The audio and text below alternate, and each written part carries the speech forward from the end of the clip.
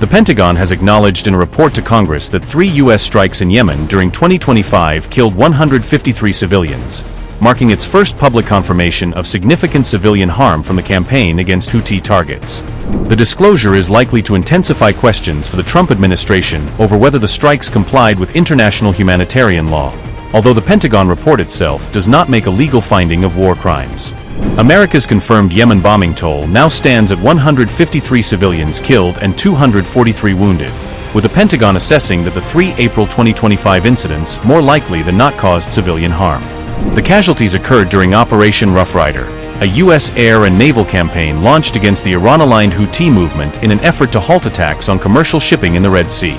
The Pentagon now faces a serious accountability test, as it continues to review another 15 reported Yemen incidents for possible civilian casualties, while members of Congress and rights groups demand fuller disclosure and investigation. The scale of the civilian toll has exposed a major gap between earlier Pentagon claims of no civilian casualties and its later assessment, while independent monitor Airwars estimates that the actual death toll from the 2025 campaign could be higher. The Pentagon has acknowledged that U.S. military operations killed 153 civilians in Yemen during 2025, with all of the confirmed deaths linked to 3 strikes carried out in April during the campaign against the Houthis. Another 243 people were injured in the confirmed Yemen incidents, according to the Pentagon's assessment of civilian harm from those 3 U.S. strikes. CBS News reported the findings after obtaining the Pentagon's report to Congress, which formally detailed civilian casualties from U.S. military operations during the previous year. The strikes took place during Operation Rough Rider, the U.S. campaign against the Iran-aligned Houthi movement that ran from March to May 2025 and targeted personnel, weapon systems, and military infrastructure. The Trump administration said the campaign was intended to stop Houthi attacks on commercial vessels moving through the Red Sea, but rights advocates repeatedly warned that the bombing operation carried serious risks for Yemen's civilian population. The Pentagon assessed that the 3 April 2025 strikes more likely than not resulted in civilian harm, a standard indicating that its review judged civilian casualties more probable than not based on the evidence available. A U.S. strike near Sanaa on April 6 killed 5 civilians, according to the Pentagon's assessment, which counted this incident as the first of 3 confirmed civilian harm events during the operation. Another U.S. strike near the Ras Isa port on April 17 killed 80 civilians, according to the Pentagon, making it the deadliest of the 3 incidents later acknowledged in the report to Congress. A third U.S. strike near Saada on April 28 killed 68 civilians, according to the Pentagon report, following widely reported claims that a migrant detention facility in the area had been hit. The Pentagon said it did not conduct site visits or interview witnesses while assessing the 3 incidents, leaving the review dependent on remote evidence rather than direct on-the-ground investigation. Instead, the Pentagon relied on U.S. intelligence reporting, imagery, and publicly available information to determine whether civilian harm had occurred and to calculate the casualty estimates presented to Congress. The Pentagon also said it was still reviewing 15 other Yemen incidents for possible civilian harm, meaning the confirmed toll could rise if additional cases are substantiated through its assessment process. The reported death toll has raised fresh questions over U.S. compliance with international humanitarian law, particularly the obligations to distinguish military targets from civilians and to take feasible precautions against disproportionate civilian harm. The Pentagon report does not itself reach a legal conclusion on those issues.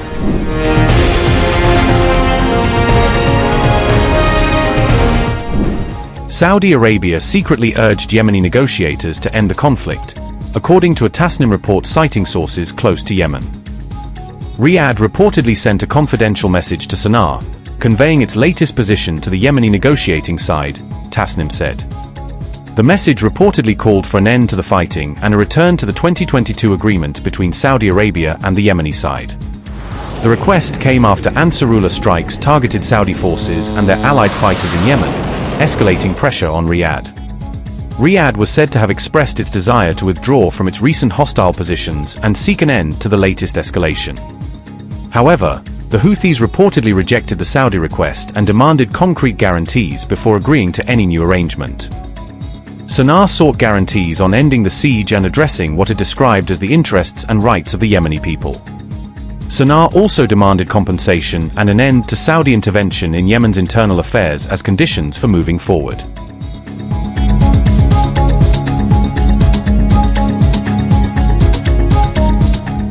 In a fresh attack, Yemen's Iran-aligned Houthi forces fired ballistic missiles at the Red Sea port city of Al-Marqa, according to Yemen's internationally recognized government and local military sources. The missiles were aimed at Al-Marqa and its port facilities, a strategically located hub on Yemen's western coast near the Bab al-Mandab Strait, through which a significant share of global maritime trade passes. The renewed attacks came a day after previous Houthi missile and drone barrage killed at least 7 people and wounded more than 30 in Al-Marqa, including civilians and Yemeni military personnel. Al Jazeera reported that the strikes caused extensive damage across the port area, affecting infrastructure and nearby civilian zones, although the precise level of destruction could not be independently verified. Details of the fresh Houthi attack were reported by Iran International on August 11th, citing a Yemeni military statement that confirmed missile fire toward the city and its port. Yemeni government forces said they subsequently targeted Houthi rebels and their positions in eastern Al Jawf province, opening another axis of confrontation far from the Red Sea coast. 2 other locations reportedly targeted by Yemeni government forces were northwestern Saada province, a Houthi heartland, and the Al Tibas area in Marib province, where fighting has repeatedly intensified during the civil war. The attacks are among the deadliest recent incidents in Yemen's civil war and mark a major escalation, threatening to break the country's fragile calm and revive large-scale fighting between the Houthis and government-aligned forces. The renewed conflict has unfolded amid the broader US-America war that began on February 28th, a regional confrontation that has increased pressure on Iran-aligned armed groups and created dangerous new flashpoints along the Red Sea. Upgrade your news experience with the all-new HD app. Download now.